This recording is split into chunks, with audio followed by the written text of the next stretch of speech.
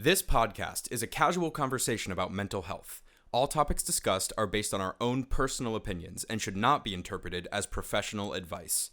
If you need assistance with your mental health, please contact a healthcare provider. I'm overstimulated, expect the long-awaited abolition of my brain. But if mentally we synchronize, despite what we despise, there's a chance that maybe I won't go insane. Hi friends, welcome to Mental Sync. Welcome to Mental Sync, everybody. It's the only show where we take our life and our work balance and we try to put 100% into all of it, and then we smush it together, and then we go, yeah, this works. Yeah, and then we have panic attacks. It's this great technique. It's like if you have a candle, and then you cut off like the bottom of the candle, and then I don't know if anyone's like said a saying like this, but it's like you're burning the candle at like both ends. Oh, that's a very interesting saying. I've never heard that before. It's a very, I think, productive way to live your life. What you want to do is you want to. Yeah. Fizzle out in a very unstable, unsafe, uncontained way. I just try to live my life that way in general. I think it's You also have the view productive. That like we need to have less time sleeping. Like Listen. Sleeping is such a waste of time. I love sleeping. I'm not saying I don't love sleeping. I just wish that we could go into like a pocket of time where I could like go to bed at 2 a.m., sleep for 8 or 9 hours. 9 hours. I want to sleep for 9 hours and then wake up at 2:30 a.m. You know? It is too much of our life that we spend sleeping, and man, there's just so much to balance, you know? You can do there's so just much in the time that we sleep. Oh, I can't think about it too much, because then I start doing things like thinking about, well, we've got this little magical thing, this little anti-sleep potion that makes me hiccup and burp and, you know. Delicious.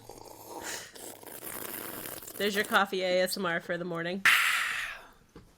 All right. That just, So if you couldn't tell what we were going to talk about today, we What are is going it, to Emily? talk about...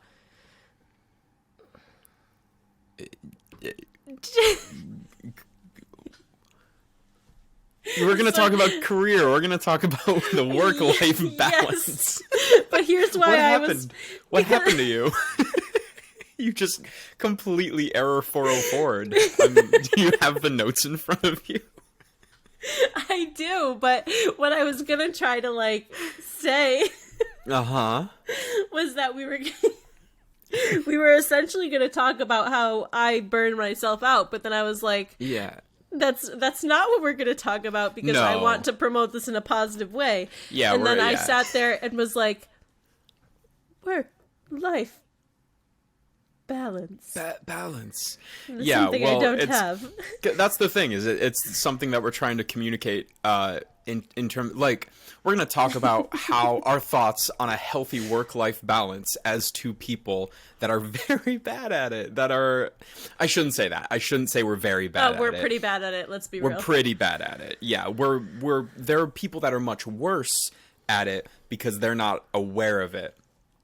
And I like to think that by being aware of it, by being aware that there needs to be some life mixed in to the work, that we're, you know, I don't know. It's so hard, man. It is. It's so difficult. And I think there are a lot of reasons why it's difficult, I think, for most people. For you and I, what I can speak to is the fact that we both have this, like, freelancing, running your own businesses, make your own schedules kind of mindset. Yeah. Which is so dope if you're good at that. And that's what we're not good at. Mm-hmm.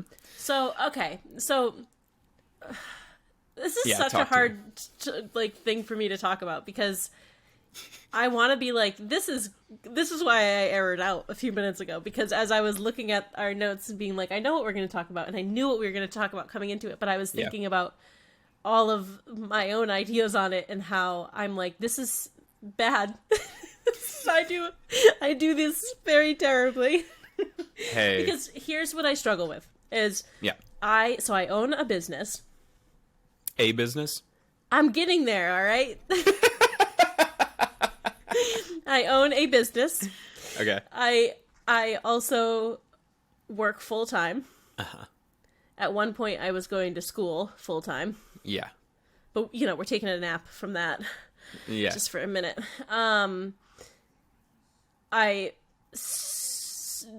a podcast. Which podcast?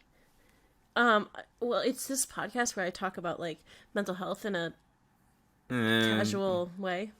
And sounds like you're up on your soapbox about sorry. sounds preachy. Just what else? sorry. What else do you do? I also have essentially started a whole nother business. Mm-hmm. And then I have an idea for another business. Mm-hmm.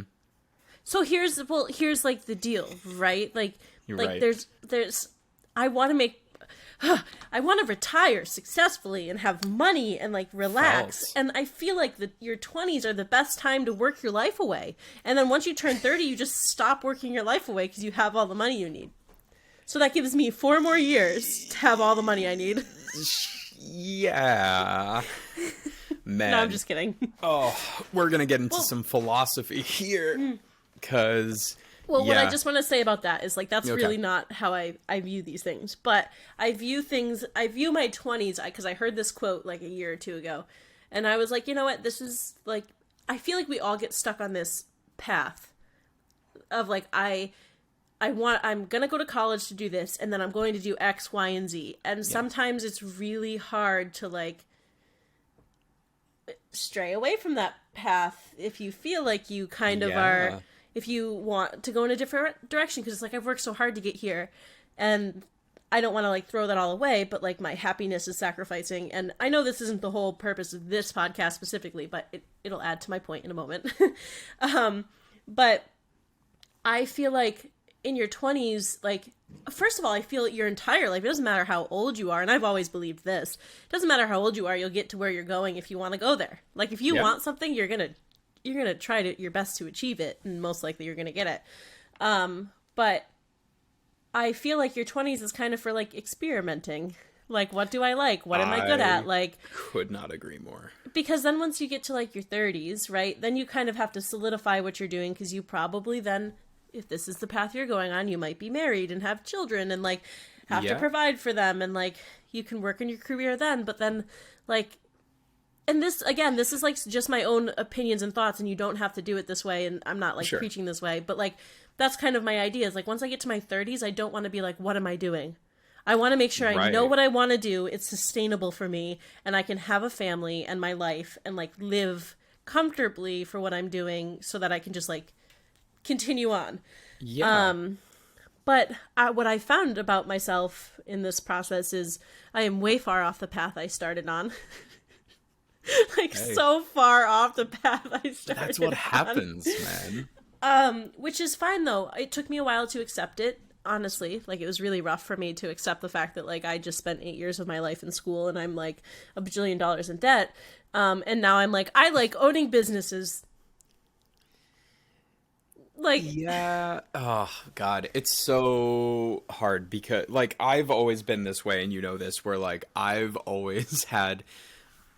So, I'm a very efficient person, or I try to be a very efficient person. I like to do a lot of planning before I, like, really go into something to make sure that I'm doing it in the most efficient way. right. And therefore, doing things that I feel like may not pan out, might be a waste of time, it's so hard for me. And I think there's an advantage to that, which is so my guidance counselor in high school said to me at one point, like, you know, you really have a hard time doing things you don't want to do, which wasn't a compliment, but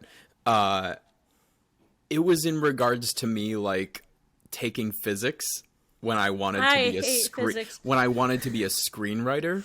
And it was like, well, yeah, but you want to keep doing science. You want to have that on your not resume. What do you do in high school? First of all, physics is a bunch of nonsense. Let's just be, and I am in the field. Listen, I love physics. I think Do you? physics is, I do. I'm a math and science nerd, and I really like yeah, science that's and find it fine. very interesting. However, But it was a physics? waste of time to take that class.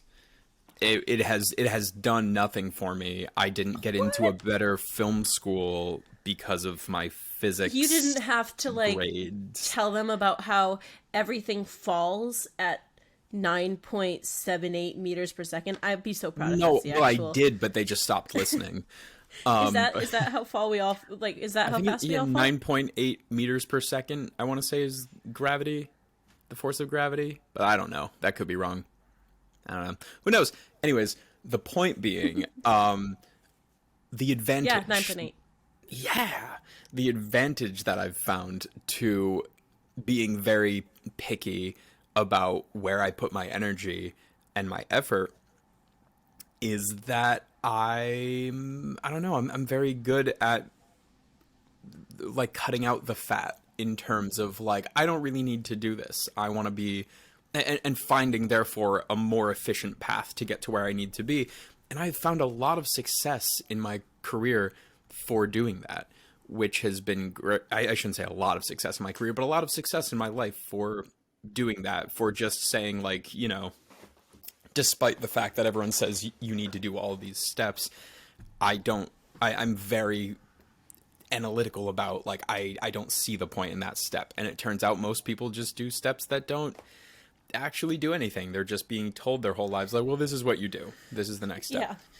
However, then it comes to the anxiety of not being able to motivate because I can't figure out whether I'm not positive that what I'm doing is the most efficient way to get to where I need to go. Okay, so I guess I'm gonna ask you a question, like as like a counter is like, because what I've learned about myself is that yeah, I have a place that I want to end up, but like how rigid are you on that? Like, is this like where you know I have to go here? Like that's what I find interesting is like, man, that is a hot loaded question. A very loaded question. That's been on my mind. That's been part of my most recent I'm saying this mostly for dramatic effect, but my most recent depressive episode of the last couple weeks has been trying to figure out this career thing because, like, do I know for sure what I want to do with my life, with my, like, career-wise? I think so. I think I do. I want to be a writer. I want to be a showrunner. Like, I know that that is something that I want. However, what's tough is knowing that the discipline that's usually needed, like, to write, the discipline that's needed, like, to be a writer is so intense.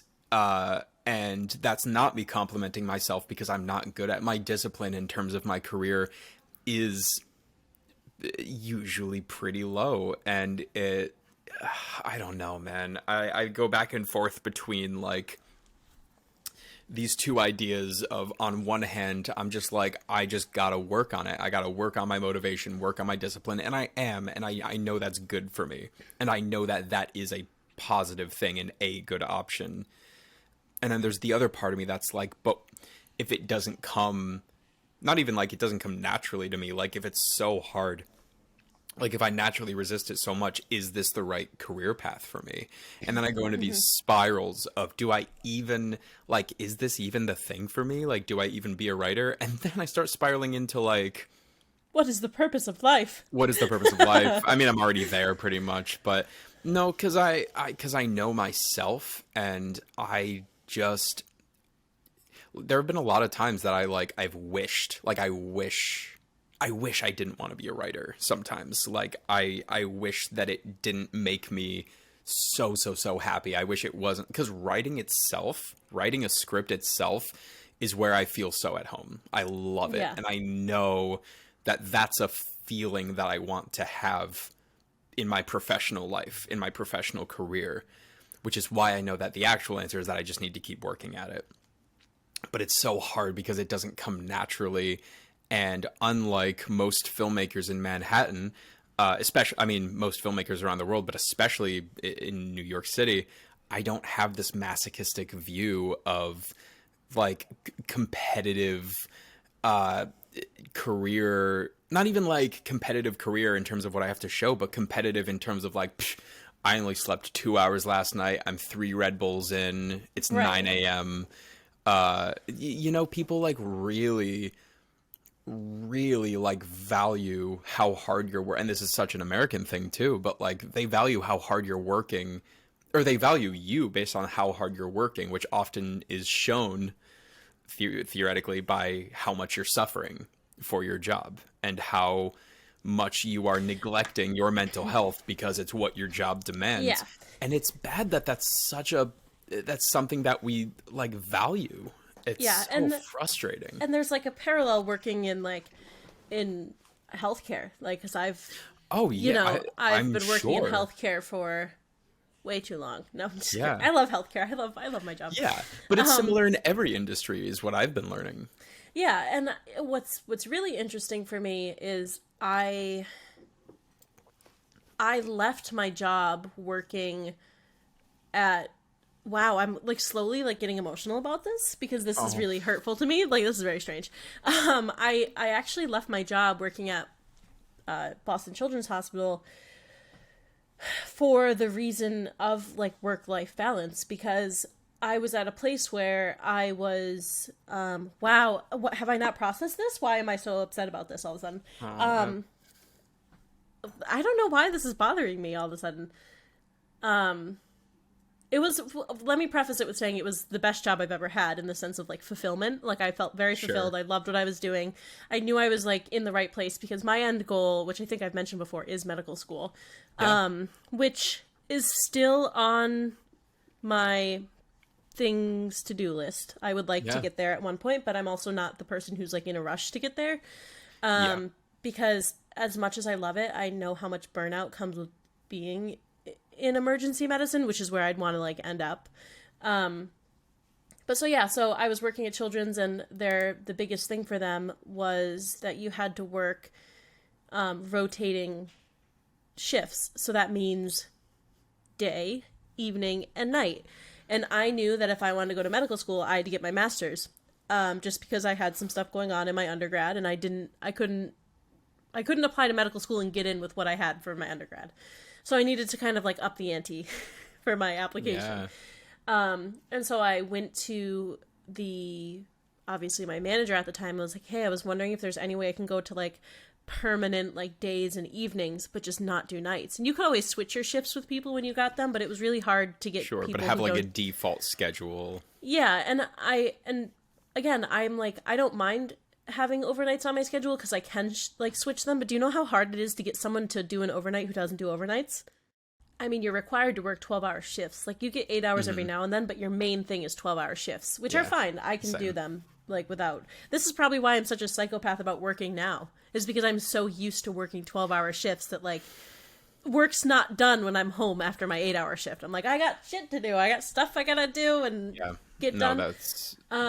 Because that's how I was introduced to like my career is like you work 12-hour shifts. Like there was no going into it with like 4 to 8. It's like no, you come in and you're gonna work 8 hours. 8 to 12-hour shifts.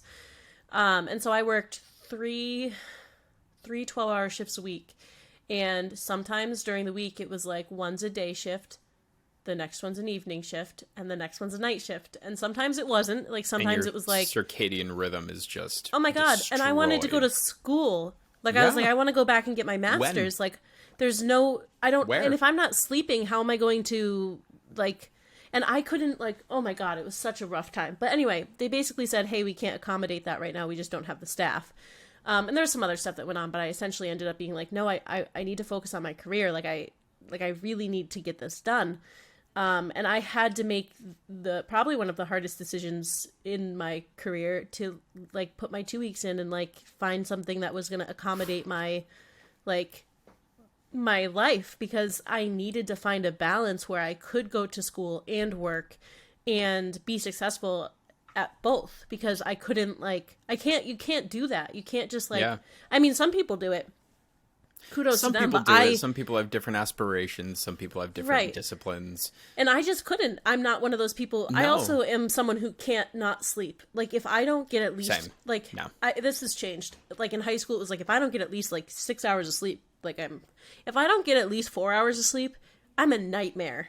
like a nightmare. Honestly, if I get, I hate it, but I'm like, if I get less than 7, I'll be like, drag my feet a little bit. If I get less than 6, I'm like, oh, I did not sleep well last night. Less than 5 hours of sleep does not work for me. What's funny about that is I've had to change my mindset because of my mental health, because I do have, like, I am diagnosed with insomnia, and so when I changed my outlook on sleep, it changed the way I reacted to sleep if I didn't get a lot of sleep. Like, so for example, the other night, I could not fall asleep for the life of me. Like, and Victor's so funny because he'll always be like, okay, it's like 3 o'clock in the morning, go to bed. And I'm like, you don't understand.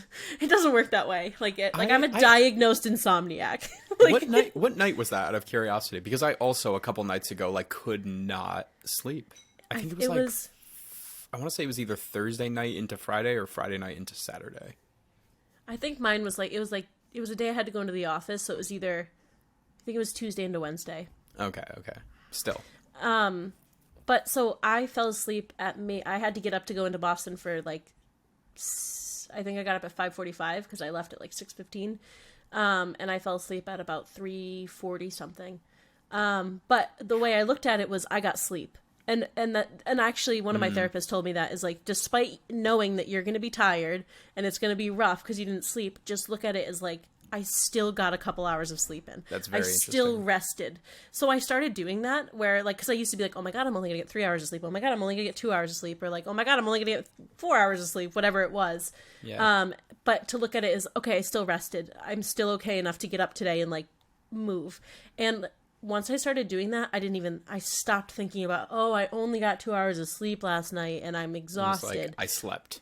Literally. And it changed my whole like outlook on the day. That's cool. It was really interesting. So now that's what I do to kind of help myself with that. But I think what we really wanted to get into this episode was like, how do we, with all of the things we have going on, kind of like balance the rest of it? Like, how do we take time for ourselves? And I think a big thing about that is setting boundaries for yourself to be like, oh no, I need today to do this or whatever. But whatever I don't know if you have anything. I have things. I didn't mean it like that. I meant it like. No, I do have a burning point I want to get to, because something that you mentioned that is like this year especially is a really big thing for me, is how you talked about how you had to quit your job for your career, which is a real realization that I've come to also this year. Is like, I always talk about compartmentalizing, but you know, in terms of the work-life balance, what I've found I've needed to do is really look at like, it's not just, you know, oh, you have work and you have life and you have to balance those. You need to look into that and see like, what is it about work that I need to do? What is it about life that I need to do? Because those are not it's not like you have work, you have life, 2 activities. When I quit my last assistant job, because, you know, same thing with film, you're working like 12-hour days on set, and then like as an assistant, you know, I was on the clock for 14 to 16 hours a day on average. There's no time outside of that. And what I've realized is I had an assistant job before that where being in that job was good for my career, because the people that I was working for were viewing me as a future showrunner, which was, I mean, I was treated so unbelievably well. God, that was a great job. Shout out to Lee Eisenberg, Drew Crivello, and Natalie Sandy. If you guys happen to be listening to this, miss and love you guys. They treated me so well as an assistant and viewed me as someone who like was here as an assistant to learn and to advance my career. And so in between the like, hey, would you mind grabbing me a coffee? Would you mind like running to my apartment and doing this thing for me? They'd be like, hey, why don't you watch this like cut of the episode of episode 1? And like, I'd love to talk it through with you. Or like, oh, I'm in a pitch meeting. Do you want to sit in the office and like listen to the Zoom meeting and see how a pitch meeting runs as a showrunner? Like, they were there to educate me. Yeah. The point being in that job was advancing my career, because I was learning, I was making connections, I was getting experience. It was so fulfilling. However, the big thing that I ran into is when it came to the like, hey, we'd love to read one of your samples. I didn't have one ready because I didn't have the time to like write something. And so I kind of had to step out and like start writing something before I had something for them. The assistant job that I did after that, and I'm not going to super get into it, but that was not the relationship that we had. They didn't view me as a future writer, future showrunner. They viewed me as like a career assistant. Your assistant, yeah. And I realized, and it's such a it's such a weird thing when you realize that the job you are doing is not helping your career, is not advancing your career. Like what I realized when it comes to work, the different aspects of like the work life or the work part of your life is your career in terms of like your aspirations, what you want to do with your life, what you're passionate about, and money. Those are separate things, and you want them to be the same, and the goal is to make them the same, but they are not inherently the same. And I was in that job. The only thing that I was I have so many things to say about that too. Oh, I know. The only thing I was getting from that job was money. I wasn't feeling career advances. I wasn't, and I'm sure there's more that we can break up that like jobs do for you, but when you're in industries like ours or like so many others that have such long shifts and take up your entire life, that's also your social life. Well, yeah, and then, and I'd like to, I don't mean to cut you off, but I'd also like to say, because like when you say that like it's so much of your life, there's some things you can't turn off from what I've experienced in the medical industry, and I'm sure so many people can relate to this, but like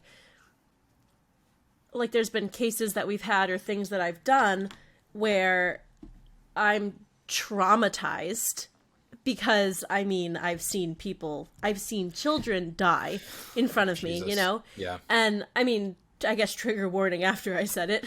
But right. But the reason I bring this up is because that was another thing I had to learn how to do, is not take that home with me. Right? Like, yeah. And that's hard. That's like, and I think that relates. I know that's a severe example but I mean, no, but I'm also saying it to like, for you, right? Like you have all this stress and it's like, this is all work, but like, how do you separate that from like when you get home to have that time for yourself and like to be able to like actually like process it and move forward. that was the other thing with me with like being an assistant is I was feeling, and let me finish my train of thought here. Yeah. I was feeling a similar kind of feeling for if you had asked me at the time where I was like, I am taking my work home with me and I'm stressed about it. But the stuff that I was stressed about was like, I was having like stress dreams about what if their coffee gets cold? What if I like stuff that is so trivial. Like we're making television. It doesn't matter. Like I'm not in the medical industry. I'm not in the healthcare industry. I'm not, and that's not to devalue like I love what I do. Like I love entertainment, but I should not be feeling like life-altering stress. Yeah. No one should have the feeling of taking their work home with them. It sucks. And then you talk about these examples of what that's like for you. And I think that I think everyone kind of has that same kind of feeling of like, oh, I can't stop taking my work home with me. And nothing is worth that. Like you have to work on not taking home with you like the trauma that you've experienced throughout the day. Right. Which is, I don't have quite the way to word this, but like it's 100% valid, and like, but you still need to learn and work on not taking that home with you. And I think that's one of the most severe examples of... Right, and I think the reason I brought it up was not to like devalue anyone else's stress. No, of course not. I wanted to bring it up as an example of like the things I've learned from that, because there was one specific case, which I'm obviously not going to tell you the details, because it's just very traumatic. But because it was very traumatic, they actually recommended and actually kind of, in a way, forced us to go see a therapist, like somebody who works on site. That's great. Yeah, at the hospital. And what she kind of taught me was things that are stressful and like exhausting and traumatic to you, and I think this applies to anybody, like not just like a severe situation, when all of this stuff is going on, when you get home at the end of the day, what you need to do is you need to take a minute, if it was bothering you, to process it and to think about it, but then find a healthy way to be like, but now in this very moment everything's okay, like everything's fine. And like as and I say that in a very, because it took me a long time to get over the specific case I'm talking about, but when it comes to something that like isn't very like when children aren't dying in front of you and it's something like, oh my God, I'm so stressed about this, about like work and whatever, get home, take a minute to think about your day and to reflect on it, but then find a way to just like let it go. You know, like it's okay, you're at home, no, like you need to be able to separate yourself from the stress of your day, because having dreams about coffee getting cold is like, Stupid. It's not worth your stress about. Like, yeah, and that's what I was saying by like comparing it to your situation, is that like if you can understand the importance of needing to let that go, I think the rest of us can take a page from that, of like there is no level of work stress that is worth affecting your life. There isn't. And there's also like a point of acceptance for like, if anybody who is in the medical field and has experienced like some of the things similar to what I've experienced, there is something to say that like you never forget kind of what happens, but you're kind of agreeing to do this, right? Like you're kind of putting yourself in this position to experience these kinds of things, not like, oh, I can't wait to experience it, but like more but of like it's what you sign up for. Yes, that this is the potential. This is almost like the risk you're taking. So to have these skills to be able to turn it off at the end of the day, I think is really valuable, because again, I'll never forget it. But I have an appreciation for now how sometimes when it comes up and it's still a little upsetting because it was very difficult for me, I can still take it and be like, but you know what? Like, and I have to believe this, and it's so cliche, but like everything does happen for a reason.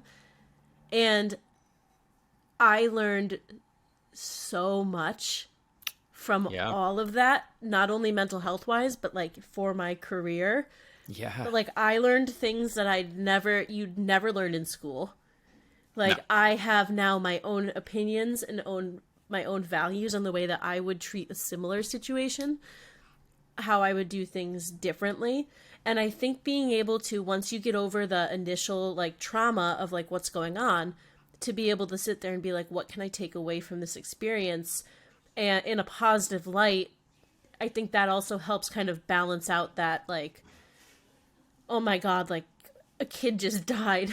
You know what I mean? Like, and again, this is a very, like, very severe example. Like, and I like, I'm struggling to even compare it, but like, it's one of those things that's like, you know, other people are going through it too. Like, it's not just me. That's the thing. You know, other people are going through it, and it's such a severe example. But I think what I can speak to is what's really, like, ridiculous is, I think, this way, and it's such an American thing, this way that we all, like, everyone feels like that's the level of pressure on them at work, because, you know, it's, and I think that's valid, because but that's the pressure that's put onto everyone, is like the severity of messing up at your job, the severity of like what you're kind of going through at work. It all has, it feels like that same kind of weight.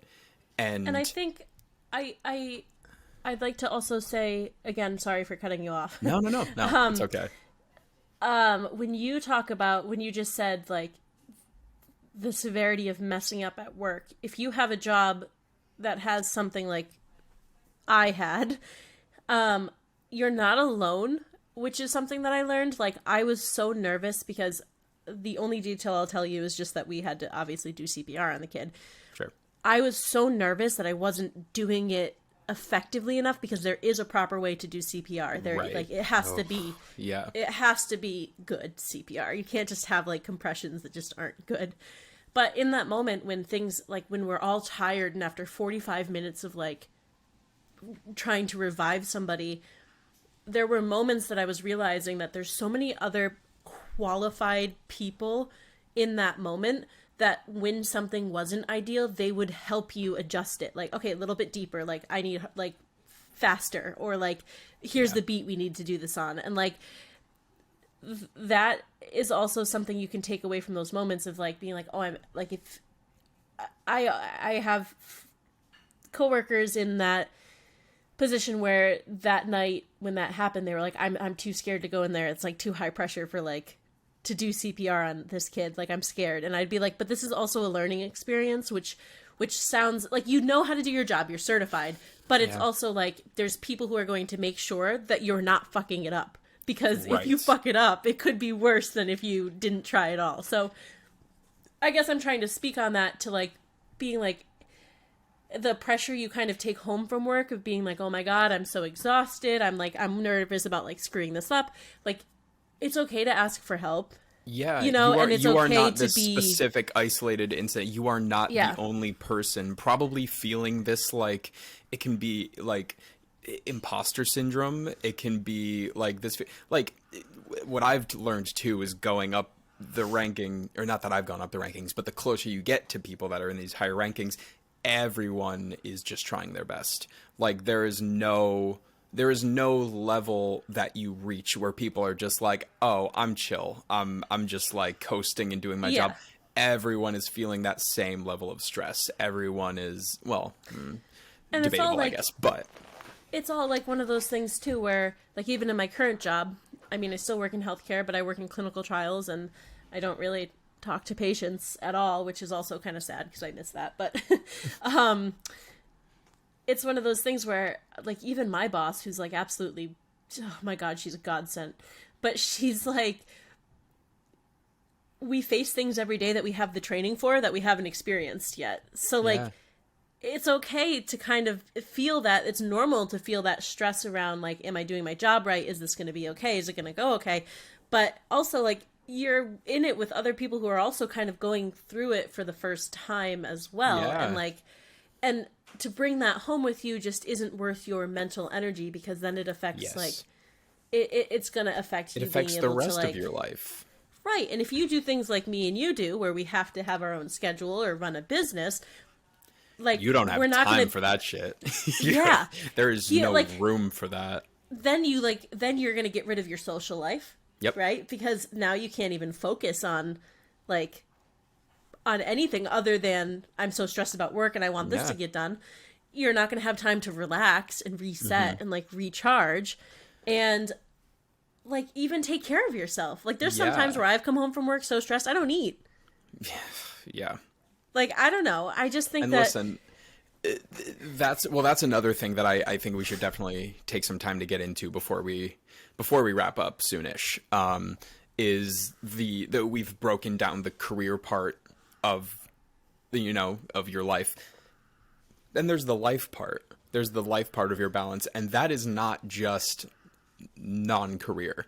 Like, we definitely tend to break it into, like I was saying, like, you've got work, you've got life, and everything that is life is just not career. But when you break down what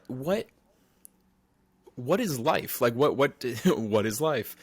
What does that consist of? And a few things that I wrote down is, like, you may not necessarily need to make time for all of these. Well, you may not want to make time for all of these things, but things that I think, and I think you think everyone needs to make time for, you've got physical health, making sure that you're physically taking care of yourself, which also physical and mental health, your hobbies, your stuff that you do that's just for you, that's important. That's an important part of your life. Yeah.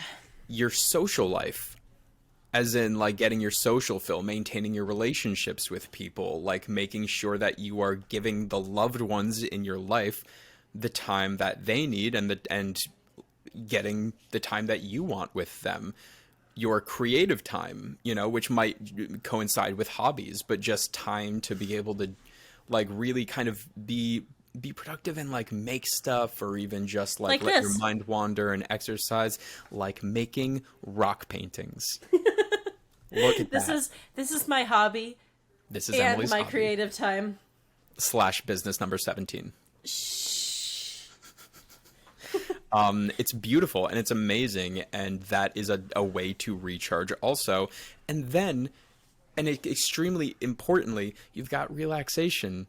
And I don't want to hear a goddamn thing about how, well, relaxation is just, whenever you're like, that's for the weekends, that's for whatever. You need to recharge, my dudes. You need to recharge. Yes, and at the end of every day, I might argue, like, you need to have at least the end of, at I was gonna say, like at if least you're not 20 minutes for yourself every day. If you are not going a week without charging your cell phone, which a cell phone is doing a lot less than you are. Wait, if you're not charging your cell phone in 2 days. Yeah, do you guys not charge your cell phone? Yeah, it's dead. It dies. It's gone. That's a good analogy. We as human beings need to recharge every single day. If you go through an entire day and then don't recharge, you're going to start your next day at 50% capacity.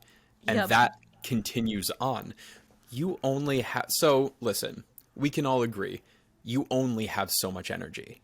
I don't think there's any debate there. No one has an infinite amount of energy. What you have, I'm not going to make a pie chart. That's too much work. I don't have time for that. But if you've got a pie chart, right? Let's all use our imaginations. So you've got 100%. You're making a pie chart.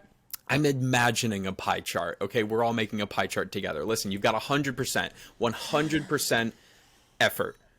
That is all that you have. The more effort that you put into each activity, the less that you can put into other activities. Oh, do it. Give me that visual element for a podcast. Yeah. Everyone better check out their videos because Emily's making a pie chart, baby. The point being, you have to keep in mind all of those aspects of life: hobbies, social life, creative time, physical health, relaxation. They're all relevant and they all need the spotlight at some point. How do you balance all of that? How do you keep all of that as a part of your life? And what I've realized, and this is something that I'm trying, I can't necessarily speak to the success of it, but tell me your thoughts on this, Emily. As you make your pie chart. So, wait, I just would like to explain that this whole side is work, but this is also like good work. And this is work. Sure. Because that's the thing. You've got work. Work is 50% of your life, maybe, but then you can break that into making money. And productive work that's not for you, that's responsibility work. And then you've got the part of work that's for you, which is aspirations, your career, what you want to, trying to make money the way that you want to make money, which I think is great. In terms of the rest of your life, what I have found is you need to constantly switch up your priorities. Because what I've tried to do, I don't want to ramble about this too much longer, but I can also hear your marker very well. Please check out this visual. Is that me? That's you! That's John. You gotta save a slice of the pie for John, everybody. He needs a slice. Anyway, I'm sorry. I was very into that infographic it's okay. Moment. What I have found is, in terms of prioritization, I have gotten stuck in this pattern of trying to figure out what is the number one priority.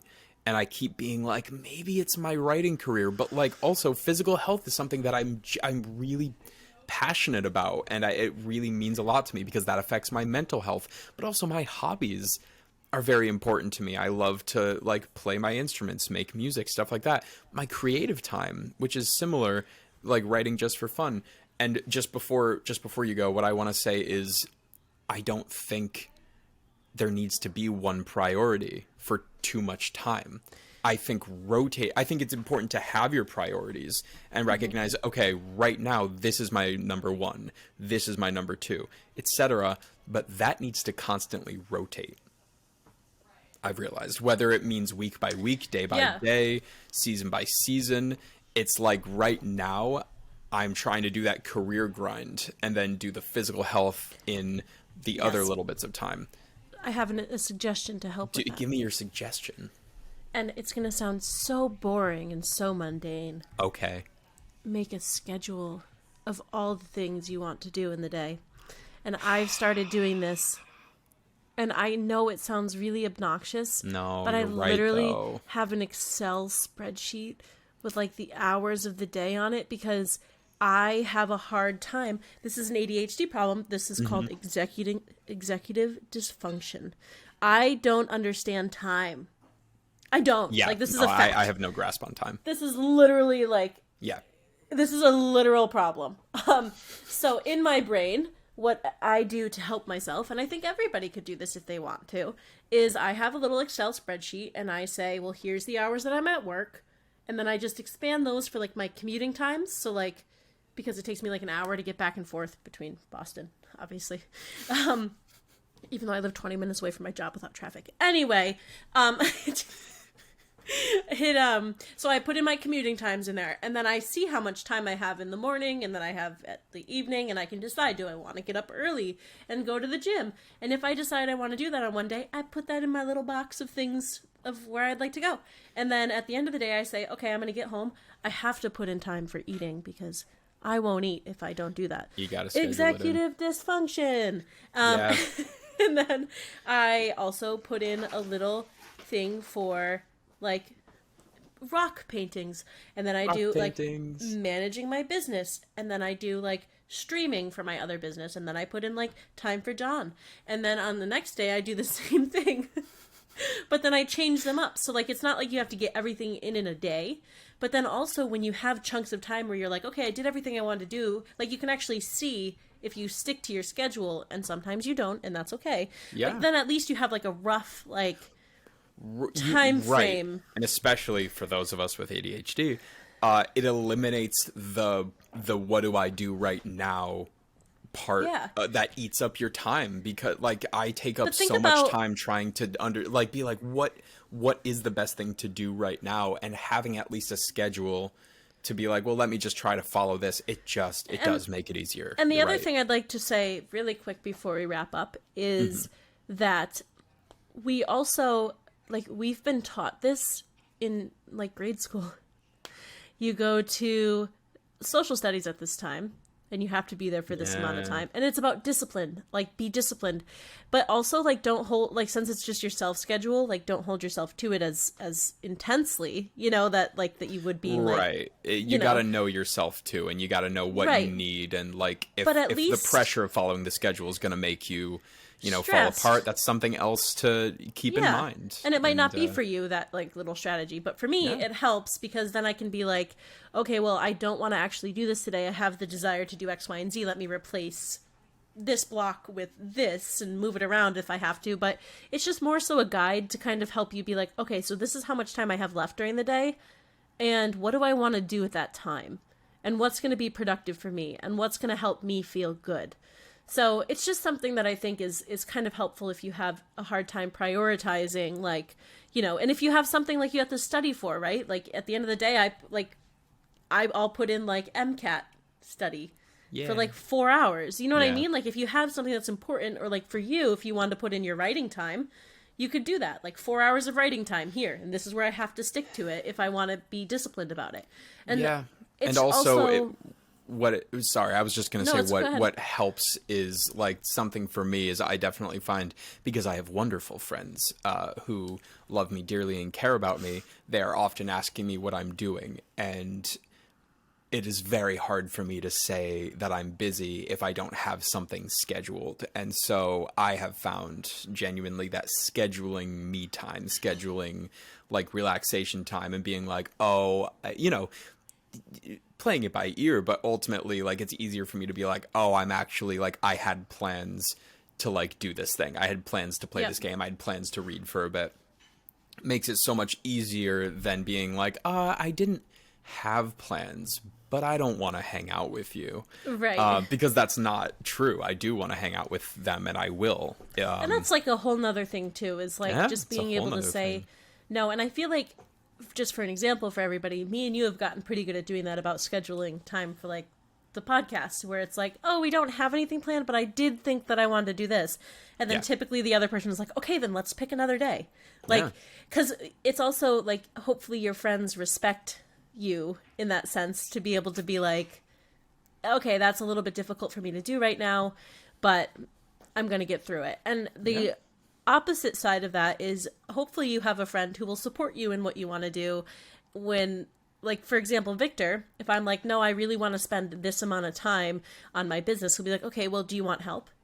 How can I help you do this? Like, would that be helpful? And I have friends who do that too, you know, not as often, obviously, as my freaking husband who lives at home. I was gonna say, Victor? Do you mean Mr. Emily?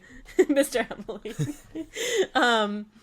But yeah, I mean, I think it's also helpful to have people, like when I was in school too, I had a friend who would go with me and I'd be like, I need to study. And she'd be like, I don't, but I don't have anything to do. Do you want me to come with you and I could help you, or I could just hang out? And sometimes that helps, just to have that motivation to be like, not to pressure you into being like, oh, let's go do something else, but to almost pressure you into being like, no, go do it, but I'm going to come. Like, yeah. I don't know. It's all about finding that balance too, like with the people you surround yourself with. And most of the time, hopefully the people you surround yourself with do want to support you in your endeavors and all your insanity, which is something that I said in my vows. I don't know if anybody caught that in my vows. I was like, thank you for supporting all of my ideas. Oh, yeah. I caught that. I thought that was so funny. And I was like, and thank you for... I said something along the lines of like, and thank you for like bringing me back to Earth when they travel a little too far out there. Oh, they were so cute. The vows were so cute because was like... Yeah, no, it was you acknowledging how Victor keeps you grounded and Victor acknowledging how you lift him up, and it was just, oh, so beautiful. Yeah. I cried. But the reason tears out of my cried. eyes. You cried? I cried. Yeah. But the reason I just say that is because, again, it just shows that I luckily do have those people in my life who are able to be like, all right, well, wait a minute. Let's bring it back for a second. So, but anyway, so for our wrap up. Yeah, what did we learn? What would you like to tell us what we learned first today? What we learned? Okay, so if I'm looking at our notes, specifically, we have this one note together. We have all of the stuff we've written out for this episode. What we want to do, yes, is pet some dogs. Yep. We want to pet some dogs. We'd pet like all to the dogs. Go outside. That's actually the sixth priority of life. You've got physical health, hobbies, social life, creative time, relaxation, and dog petting. Yeah. You see this? Not in that order. That is the number one. This was really a lie. I split this up so half my time can be spent petting some dogs, and then the rest is everything else. So yeah, no, petting dogs is just a separate pie chart for the other 100% of your energy. Exactly. But also, if working is difficult and you have a lot of stress at work, let's find some ways to like not take that home with us. Yeah. Let's find some ways to like maybe even if you have to, if it's helpful, sit at home for a few minutes when you get home, think about your day, process your day, and then forget about it. Yeah, and try. And it's hard. It's hard to do that, but it is a matter of recognizing, okay, I am thinking about work, and it's okay that you're thinking about work, but you kind of just gotta let those thoughts, let them pass, and try to be present with what you're doing, which is hopefully one of your other many things that need attention. And that's, I would say, the third thing that we learned today is there is no part of your life or your career that doesn't need attention at some point. So you can prioritize, but you can't neglect anything for too long. And you shouldn't neglect anything for too long. Every part of your life, everything needs attention at some point. And just like, this is the last point, just like you charge your phone most likely every day, charge yourself every day. Charge it up, plug yourself in. We need 100% functioning for all the dog petting. Emily, is there anything else that we've learned today? No, I think just to make sure you take care of you and that we love you. We love you. We love you so much. We love you. And we're going to love you even more if you're fully charged and taking care of yourself. We'll 100%. Love you. We'll love you. We'll love you regardless. Way. We'll love you regardless. But we'll give you extra love. That didn't come out right. Just take care of yourself, okay? Because we love you. And there you go. There it is. That's right. The one. Right. Yeah. Yes. But for now, thank you for listening, and we will see you next time on Mental sync. Bye, guys. Bye. Cool. Okay, are we happy?